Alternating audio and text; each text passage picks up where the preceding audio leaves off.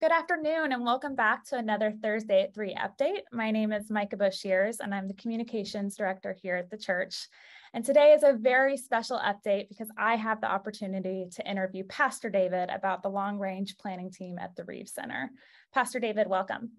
Thank you, Micah. I'm a little bit nervous, shoes on the other foot. I know. So it's good to experience it. Good to be with you. Appreciate you, Micah, and your work and our family. Just the great things you're doing with communications. Thank you. Absolutely. Yeah, you're in the hot seat today. So we're switching up the roles a little bit. Yeah. But before we start talking about the long range planning team, can you tell us a little bit about the history of the Reeves Center and this campus and what ministries are currently happening there? Sure. So when I arrived, the family here almost 8 years ago, our church was very involved in a ministry down at South Street campus. They had taken on a church that had closed, a Methodist church, and had rebranded that as a South Street campus and had a pastor and some staff. And at that time, they were very involved with mentoring and tutoring students. And there was a weekly worship service of a couple dozen folks that were going weekly to gather. I think it grew out of some folks in our church who were very, very interested, and rightly so, with reaching others for the kingdom of God beyond just this place in Winter Park, and particularly to work with people that would maybe be of a different kind of experience and background. And so that was really an important and special thing. It became a challenge in the sense that that ministry's location, the facility, really was in disrepair and would require we did a feasibility study close to $500,000 to make it even livable. Reeves Terrace, which was the development down the street that we were interacting with, was in the process, had begun the process of relocating its residents and tearing down some of the housing there to rebuild it and so forth. And there was a lack of budget. And so in the process, the first few years really started saying, what is the future of this ministry and how do we continue it? There was an excellent preschool there, TCA. And through some things that happened in multiple different fronts at levels of the conference level, but also local level, and the chair of our trustees at the time, Bill Legg, really came into an opportunity to relocate to the Reeves Memorial United Methodist Church, which was closing. And in the process of relocating, securing from the conference several $100,000 to help update that facility, which was in much better shape. Became a great place for TCA to continue. And one of the things I really like about that area is that the church is in the center of the community, not facing a highway. The community is active, and there's a school across the street, a community center. And so there was some real opportunity that came about through kind of serendipitous. And we voted as a church and we decided to move. And so our TCA ministry is there and has a better facility. We have a dance studio branch of our Dance Studio 150 is there and have built that out. We have a counseling center, which has been launched with Christian counselors that has been built out, is really in phase 2 at this time. And then there's a number of ministries that are using that area. We just recently completed an area for the Foundry Ministry, which came from money that was given by the conference, as well as Jobs Partnership has begun their training there, and just some others that kind of continue to use that facility. So that's kind of where we stand. This was part of the overall general approach to this transition from South Street to the Reeves campus. Right. And that's great. I know there's been a lot of activity recently, and I know you mentioned Jobs Partnership, but also Grief Share has a weekly support group there as well. So we're excited about the movement on this campus and the communities that's there. So now we're on into a new chapter, and we're looking at the long range plan for this ministry. And I hear that you're forming a team. So can you tell us a little bit about those members and kind of your intention behind forming this team? Sure, absolutely. Well, so through the work of Denise Meyer, who is the staffing person, and some of the different ministry chairs of these groups, Foundry and so forth, TCA, that were using the facility, and the work of Nancy Hannaford, who is one of our Marcy trustees, it really became clear that we needed to have a plan, a strategy. We had a loose strategy. We had some ideas. The idea that was presented when we took on the place was, for the preschool and for the dance studio and for the counseling center, but also maybe a coffee shop. We'd heard that from the neighborhood. The people in the neighborhood wanted a gathering place in their community. Mm-hmm. Talked about a recovery ministry because there was a 12-step group that was meeting there and so forth. And so we had some general blocks with the idea that we wanted to bring like literally hundreds of people a day onto the site. That's really what we were striving to do before we got into any conversation about a weekly worship service. The idea was not to have, replication of what happens here on Sunday, a church service on Sunday, but to do these things that brought people to the place and connected them at their level of need. But it became clear in the work, and there was a group that was working on a coffee house reiteration. What does that look like? They were planning and talking. That we needed a master plan.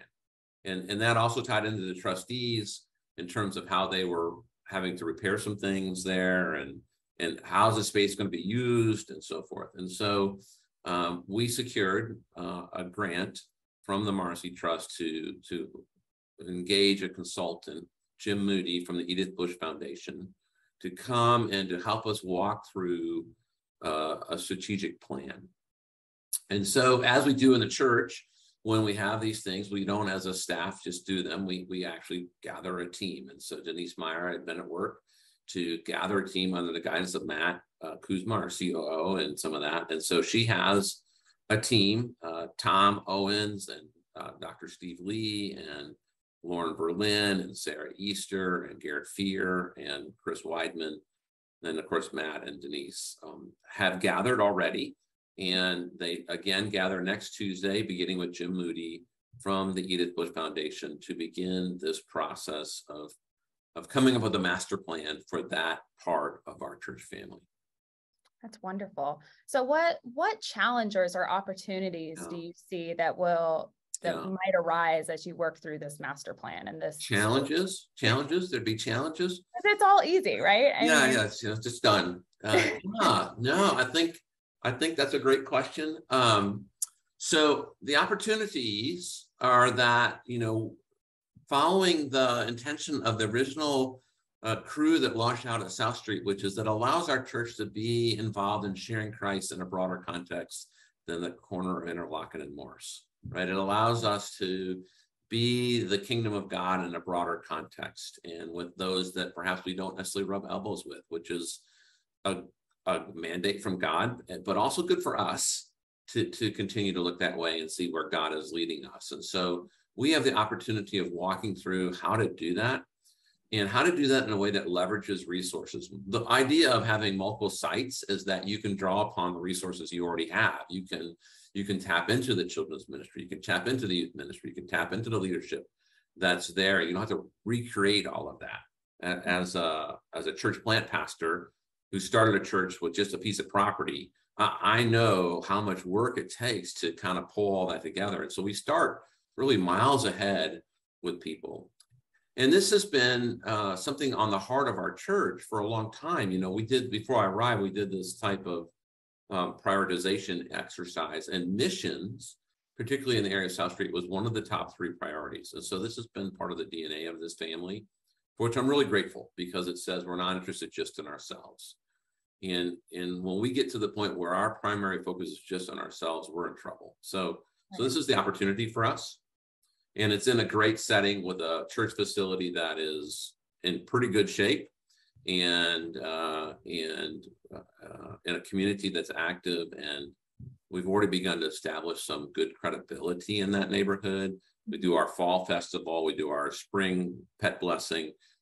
Neighbors have been coming onto the property and have been really excited about what's happening. Our spring festival with pet blessing is actually done with the neighborhood association. So we're already in those kind of conversations with people.